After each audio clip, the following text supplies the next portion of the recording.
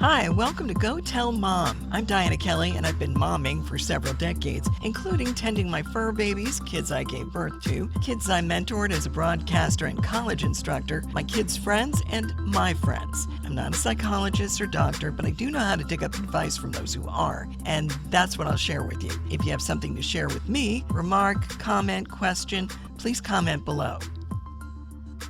When someone tells you, do your homework, what does that mean to you? For me, it's digging in, reading all I can on a subject, getting up to speed on something I didn't know. For kids, it can mean spending time stuck inside at a desk when they'd rather be playing with their friends. There's been a battle over homework for decades, according to usnews.com. Should kids have it, or should everything they learn be in the classroom? Duke's Harris Cooper says when designed properly, homework can lead to greater student success, but too much is, well, too much. It can discourage students in their study of the subject. I always felt that way about math in elementary school. The word problems that asked you, if you were traveling on a train at 70 miles per hour, how many French fries would you eat for breakfast, would drive me up a tree and usually have me in tears. I would spend hours on one of those problems, normally because my dad would insist on helping me, and what he said didn't quite sync up with what my math teacher told us, or what I thought my math teacher told us. Worksheets are not the homework favorites of parents, students, or education experts. Susan Gordon of the Learning Sciences Research Institute at the University of Illinois Chicago says that type of task is agony for families. The goal becomes getting to the bottom of the sheet with all the answers filled in without understanding why it matters. It's particularly tough when the worksheet includes stuff that the kids have not been taught yet in class. Experts emphasize that effective homework reinforces skills the kids are learning in a way that's meaningful and hopefully enjoyable enough to stick in their memory. My memory of math is not good at all. My father would throw up his hands in frustration and say, "You're such a logical person. I don't understand why you don't get this." But stick me in a checkout line and I'd usually peg the total of a string of purchases before the clerk finished the tally on the cash register. I just didn't see the logic of word problems, so my mind would switch off. So my math homework would take hours for me to complete in 5th grade. There are factions who don't think you should be doing homework in 5th grade. Studies have shown homework is most effective in grades 7 through 12. The standard homework guideline recommended by the National Parent-Teacher Association and the National Education Association is the 10-minute rule. That means 10 minutes of nightly homework per grade level. A 3rd grader, for instance, would receive a half hour of homework per night. But think about that. Your 8-year-old who's been cooped up in a classroom all day has to sit at a desk at home indoors for half an hour. My mom would usually have us grab a snack before we went to our rooms to study, and she always asked what we had for assignments, and as soon as we were done, she'd boot us outside. Many parents are concerned that their kids are being overwhelmed with homework as teachers try to keep up with state standards, which continuously change. The flip side is that teachers are expected to be able to test kids on material that's based on what they should have learned in a previous grade, but didn't because the standards changed. It can be frustrating for the teacher, the student, and the student's family, which is why teachers give homework. KidsHealth.org says parents should take an interest in their children's homework and help with the organizational skills involved. It reinforces to the child that what they do is important, not just busy work. It works best when the homework is engaging and interesting for the kid. That means you don't do the homework or project for them. Yes, you can guide, but the actual doing needs to be done by them. They won't learn anything if you're doing it for them. Scholastic.com recommends staying nearby when your kid does homework, but don't be at their elbow. When you hover, you make your kid think that you don't think he or she can do the work. Does your kid have a study area? My kids had a couple. Their desks in their rooms for reading chapters or doing math, and the computer in the home office for writing essays, researching projects, or emailing project partners. I was usually home to check up on them and monitor any meltdowns. I also checked to make sure that they were at their desk and not playing with their handheld video games. You need to put the kids in a space with few distractions. Now, when I was a kid, if I had a reading or history homework assignment, I could usually con my mom into letting me do it in front of the TV because, well, I was just that good at it and I could concentrate on 2 things at once. Nope, didn't let my kids get away with that because I knew that was not a good idea. KidsHealth.org says keep kids away from screens and loud music unless they're doing research or consulting a fellow student. Otherwise, no cell phones. It's also wise to set up a routine so kids know I'm home from school, I grab a snack, then I hit the books. On days when all the teachers send them home with big assignments, you might want to step in and have them break it down into chunks. Okay, hit the least favorite subject first, then go take a ride on your bike for half an hour and come back and study for the spelling test. Then after dinner, we'll work on the history essay. It just makes sense to break it up like you would a gym workout. If you don't have an occasional breather, it's exhausting and frustrating. Having a printed calendar by their workspace can be helpful. If your child knows there's an essay due next week, he can tackle it a piece at a time this week, so it's not a big assignment due at the same time as a lot of math homework next week. It gives your kid a little more control, and it takes you out of the battle. Praise your kids when they do a good job. When my kids were up for school awards, I was always at their assemblies. Their artwork was always on the refrigerator, along with their starred math papers. My parents would take us out for a treat if we made the honor roll. These are ways to make your kid understand their efforts are worth it. This is Go Tell Mom. I'm Dianna Kelly. Lori Meyer's joining me, and we are educators, both of us. We are educators. Are familiar with homework, both with our children, with ourselves, and with our students. It's a challenge for instructors to be able to put together homework for students that is not just busy work. Not just busy work. Let's get off the table busy work just for the sake of. Yeah. That's going to irk me as a mother, as a teacher. No, just busy work just for the sake of busy work. So it's like, oh, they should be working on something. To me, if I've got a roundtable discussion going, which happened in one of my classes today. Oh, very cool. The one that your daughter's in. There you go. And we all started talking about stuff. I'm like, good, I don't have to give them a busy work assignment because they're doing it right here in class. They're motivated. They're talking about the subject, so I don't need to re-emphasize it, sending them home to read 12 chapters on whatever. Exactly. Or give me an essay on whatever. I mean, those are the kind of things that kids get stuck with a lot of times. My pet peeve was the worksheets, the math worksheets. And I know it wasn't the teachers. It was one of those things like department-wide, we're doing this curriculum. You're supposed to follow this textbook, and you have to get through this point by such and such time, and they have to master those skills by such and such, Can you explain to me why timed tests are important? Because I never got that concept. If you're not doing emergency surgery, then should it be timed? I know. Or you're not rescuing somebody from a burning building, then why is that so important? That is something I, to this day, do not fully understand.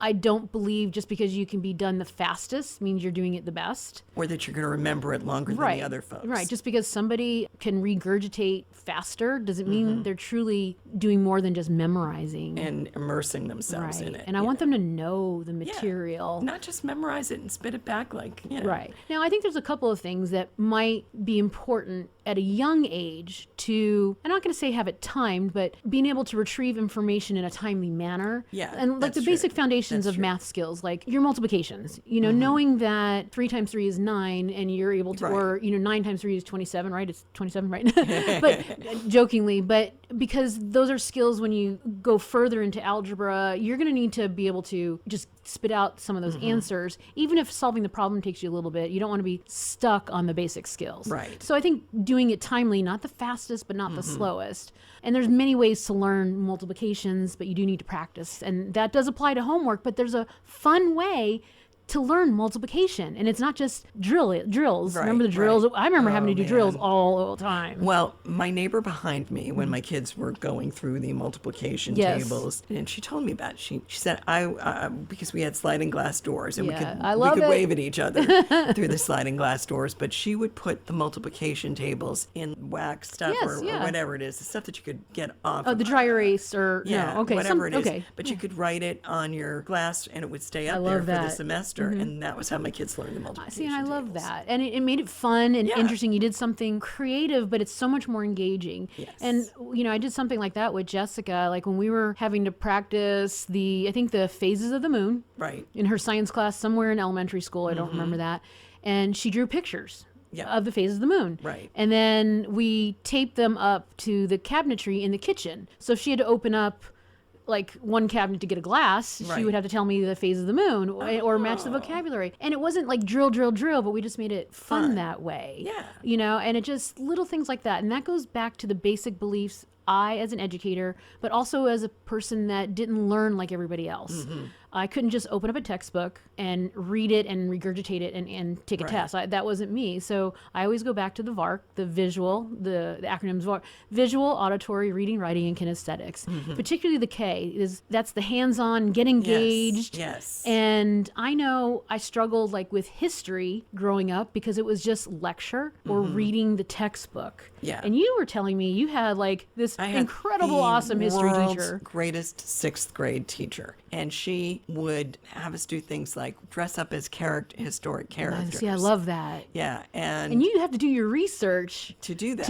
To be able to represent. And it's like you become very like fierce about what you're learning. Right. So you could do it right because you're really liking it. It was so much fun. I wound up playing Hephaestus when we were doing Greek mythology. Nice. You know, which was not my favorite character to play. But I had to mimic a limp, and I had to acting involved. I had to soak, and I learned how to do this. You soak cotton in coffee, and all of a sudden you've got a brown beard. Oh, wow. Yeah, so that was my beard. Nice. It smelled good at least. Yeah, no kidding. You know, and so it was fun. But you remember that to this day. I do. I love that. I also remember, because I loved history, because they were stories. Right. She told them like stories. And that's what's fun about history, but if it's not done right. Yeah, and she found us books that told stories, as opposed to just so-and-so on this date, and you have to memorize dates and all this. And that wasn't what we remembered. We remembered the stories. We remember the stories, yeah. But we did remember the dates because of the stories. So at the end of each semester, or each quarter, she would have us do things like, well, one quarter we did a history roundtable thing where you had to sit down as soon as you didn't get the answer. And we went up and down the aisles in class. It was a big class. And I was so fascinated with what we were going over that I didn't notice I was the last one. I didn't notice I was the last one standing. Yay for you. Yeah. But you're just so into it. And that's, again, I think the more we can engage our students, or as a student, getting yourself engaged somehow by using those learning styles. So that's one, know your learning style, I think helps. But as a teacher, you're not going to have all of the same learning styles in your class. You're going to have multiple. Right. And there's also that hierarchy of learning too. You know, if you can actually teach it to someone, they say that you become an expert. There you go. And if you could teach it, or at least have those discussions like you were mentioning in your class, the kids, and they're kids, we call them kids, but they're, you know, adults, young adults. Yeah. They were able to take over and have this full discussion about the key topics of what you were teaching them. We were discussing, And they're going to remember it better. Yeah, they're of going course to they are. be able to apply that skill or what that learning was. And that's better than homework. It really is. And that goes back to what we were talking about. Yeah, it really is. Not to say I didn't give them assignments, but they, I think, were more eager about the assignments because they got what we were talking about in class, and they were bantering with each other about it and that kind of thing. And I thought that was really effective. I think that is very effective. You know, and they say too, and I don't want to just say they say, but there's been studies done on both sides of the coin on homework or not homework, or how much is too much and how much is not enough. And, you know, depending on the age and the stage and the grade that they're in, there are some skills that need to be practiced again at home. Yeah. You know, but is this going to be something that winds up being parents' homework as well? Exactly. You know, because most parents are not on board. How are they writing essays at 4th grade the way they are? You know, the parents are doing that. And there is that work-life school balance too, because I do want kids out there playing when they're younger. I want them to be a kid. I think and I want them exploring a garden or something science while they're learning science and plants and photosynthesis and even the reproductive of whatever of the plant itself or watching an amoeba split or something like that. I mean, and then being able to do that or making a little video about it or something. I want them to get more hands-on, and I think they'll learn a lot better. So I'd rather see that than, and like I said, I talk with educators a lot. Some of them have specialized and did their PhD in like curriculum instruction. I was working on my PhD in curriculum instruction until I had to pause for a little bit. And there is this whole, should we or shouldn't we? Yeah. And when is too much, and when is it not enough? Yeah. Or, and then like you said about the parents, is it something that it winds up being a Right. parent project, or something that Right. drives the parents crazy because Right. their learning curve is not where their kids were? It's like, Right. think about math Right. and how it's different from when we took it. Right. And what they're teaching them now, and I'm looking at this and this is the new math. I don't know what this is, right? It's like, I remember seeing with The Incredibles when he's like, why did they change math? I'm still trying to figure out, and was it that Pluto's not a planet anymore? Yeah. And that we have another ocean. I mean, when did that happen? But that's another story. That's another.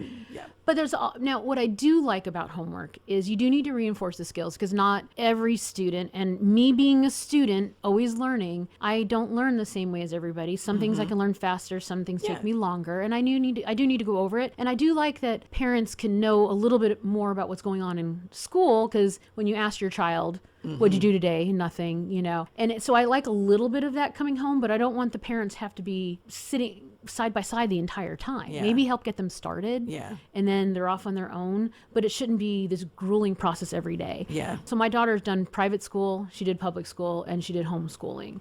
And there were times when we got up in the upper elementary, early middle school grades, it was hours and hours and hours of homework / busy work. Yeah. And at first I was like, is it something with the way my daughter learns? Which she does learn differently. She's like me. She's intelligent. Yep. But we learn different. We don't just Yeah. open up a textbook and can regurgitate it all. Photosynthesize Yes, it. and Yeah. just, be these awesome memorizers. And this was at an age when the kids were starting to get cell phones that like our parents, Yeah. parents were allowing. And these kids are texting each other, and it's 11 o'clock at night. Like, what'd you guys get for this? Because I'm not understanding this. So there was many kids late at night that we're still doing homuck, and if you were panicking involved, about yes, and if you were involved in extracurriculars, you were wiped out at the end of the day. So that would be a great example of too much. And it was every class.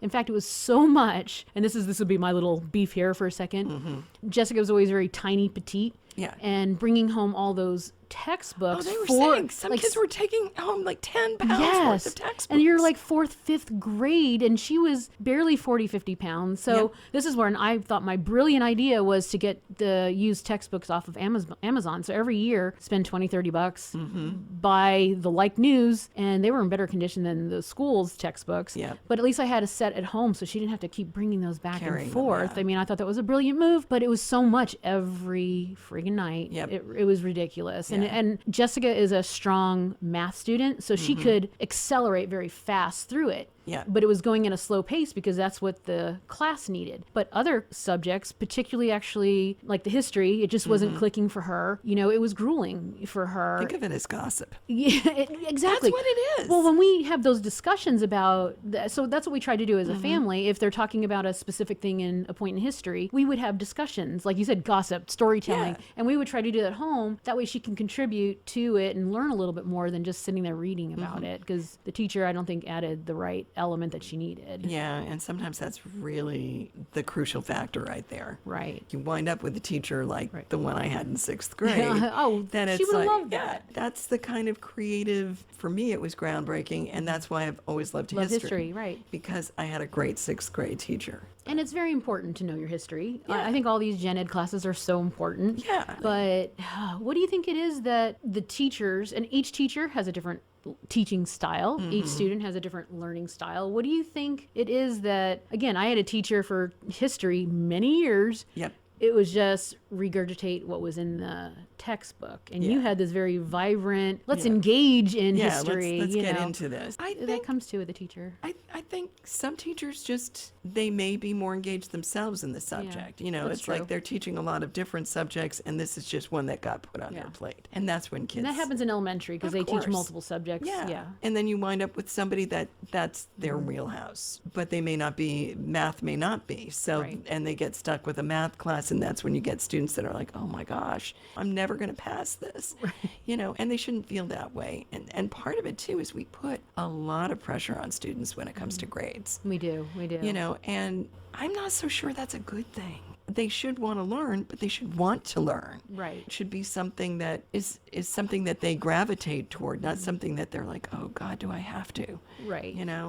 And they also think about, I think, the overkill that we're doing with state testing and all the end of course testing. I mean, maybe I'm not remembering this correctly, but I think I am. During my high school years and middle school years, I just remember we would have like one big state testing at the end of the year, towards the end of the year, somewhere between February and March, somewhere around there. You know, not just teaching to the test, but I think you need some type of benchmark to know, are you learning what, you're supposed to be learning for that grade level? Right. I think you need to have some kind of measurement. And to be fair, a lot of these teachers aren't even told what those measurements are Right.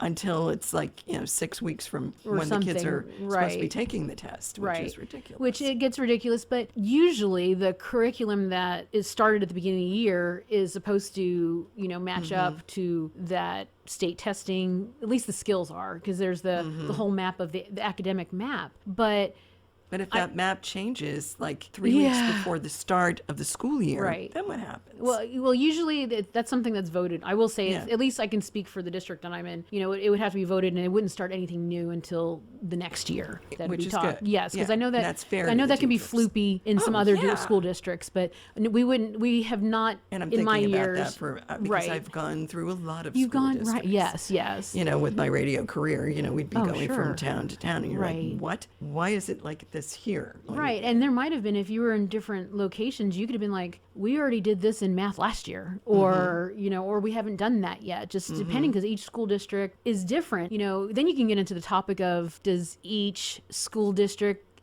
again have their own academic map of curriculum or district standards, or do we tie everything to state standards, or do we tie it to a national standard? And if you're going to start focusing on some government stuff, should there be just the national education that says, I'm making some of these words up, but these are all the curriculum that every state has to learn. If you're in 6th grade math, you're all going to be learning the same thing. So when you go to different states. I mean, there are pros and cons for that, because you may never plan to move out of your state. Right. But what if you do? Right. Should each district and or state have or county or have their own, I'm not going to say entrepreneur spirit, but they might have certain strengths that they do want to move faster along the process of the academic map than others. I don't know. You have to be told you have to do this the whole time. Everybody the in the kids 50 in states. their state may understand things like science better because they're hit with a lot of weather, and they grow a lot of things there. So of course that's going to be something that they face every day, because their parents are inundated with it, their friends, their neighbors, whatever their community is. So that may be a strength for them, but it may not be on the other side, for somebody living in New York City. It might not be, you're right. What I found interesting over the years, the school district that I'm in, and I'm going to specifically talk about high school. Right. In high school, of course, all the gen ed requirement classes are at each and every high school. Yeah. So of course, algebra, Tennessee history,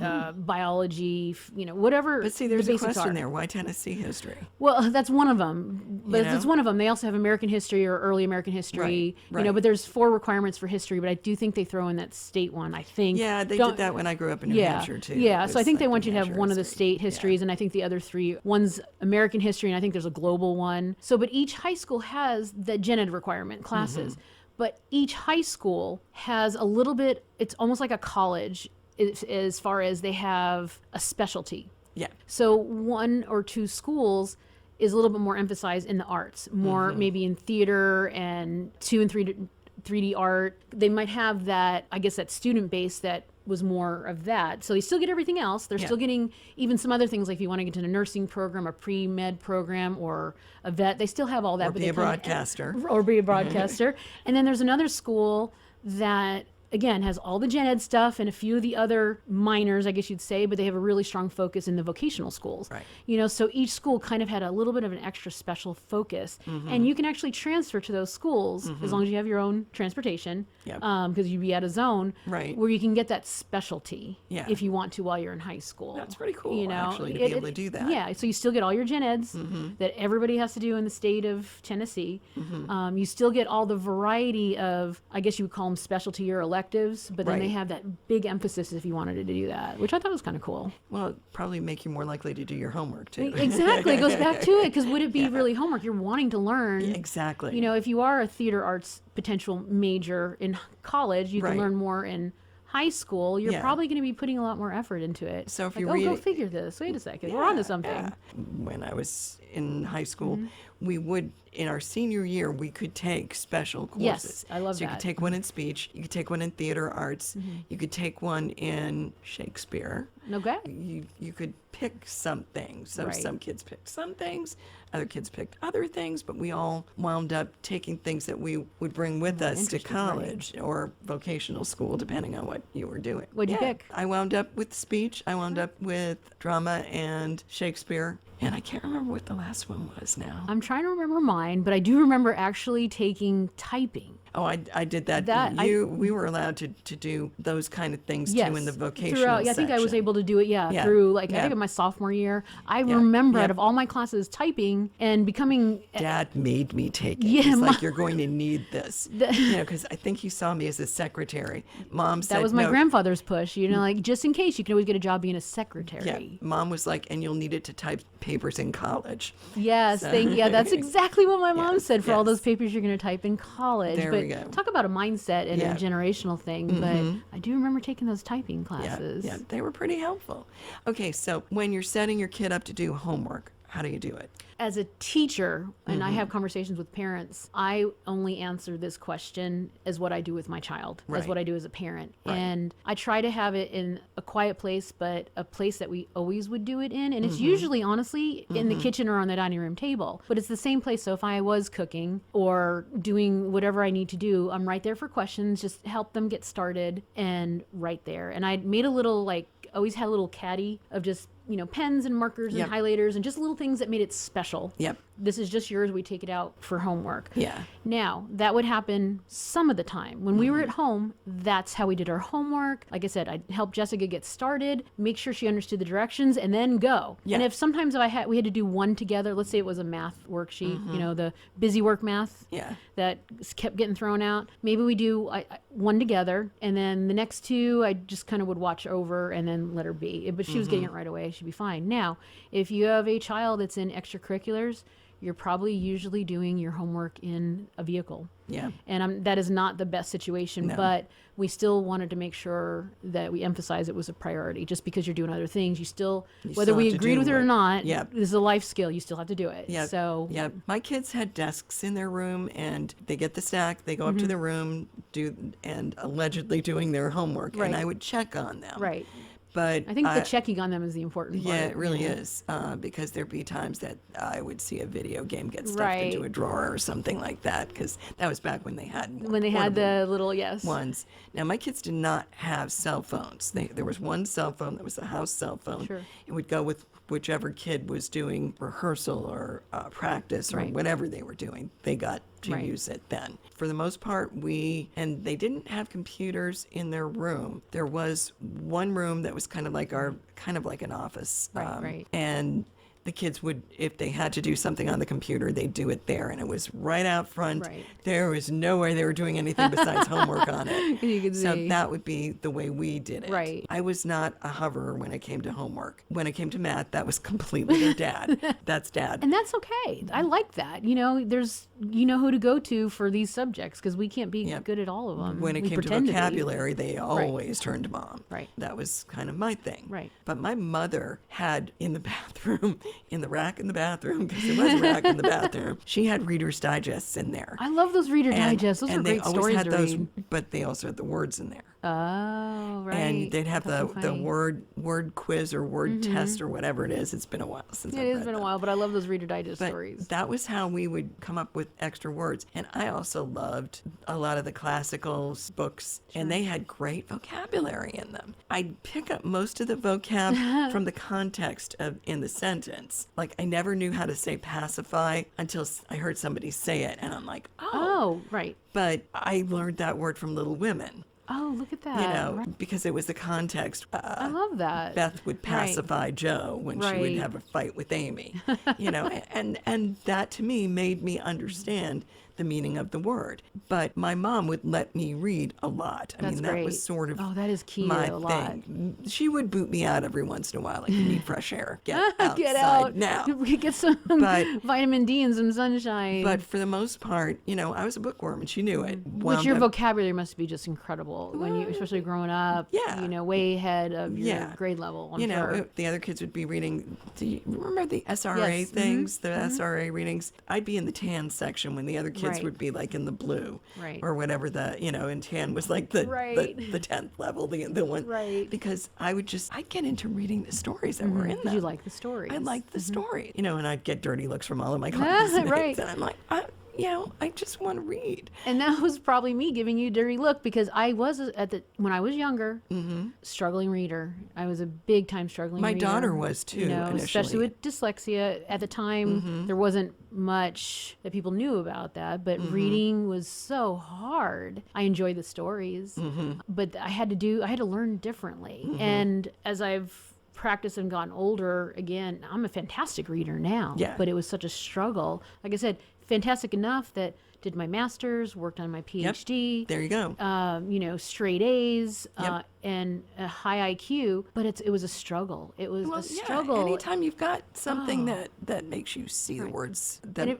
And if you're struggling, should that student have more homework in reading? And that's a really good question. It took me longer, so it automatically to read what you were reading, and which is fantastic. You got to really understand vocabulary where I didn't understand it, and it would take me probably 2-3 times longer to read the same thing you would read if I was lucky to fully understand it. So I'd be highlighting, I'd be writing this down. I mean, I had to put so much work into it. Yeah. It paid off in the long run. Yeah, but it was hard. Oh yeah, and you can go back to my teacher's notes in 1st and 2nd grade and see it was a struggle. Yeah.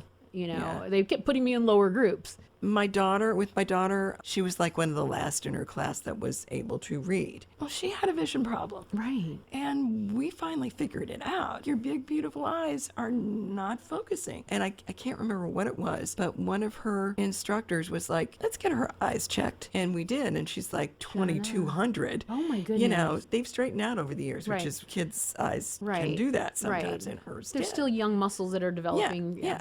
But when she was real little, 5-year-olds that were reading, and she's not at that point, and she's getting her letters sort of, but not, Completely. And then we finally figured out what it was. But that wasn't because of extra homework. That was, they would just work with her on it. It was a different skill set that she had to learn, and it wasn't going to improve but just by struggling reading over making and her over. do more of something that she was struggling with. Which hours and hours, and then you end up hating, let's not use the word hate, but you really avoid doing that particular, in this case, what we're talking about is reading. You avoided it. You just, you would approach it like going to the dentist. You just did not want to go do that. And then all of your classes are mostly tied to some type of reading. Yeah. So it's a big struggle. Yeah. And when it finally does start clicking and growing and developing, and it might be a visual thing. Sometimes it's an auditory thing where you can't just hear the sounds properly that we're making.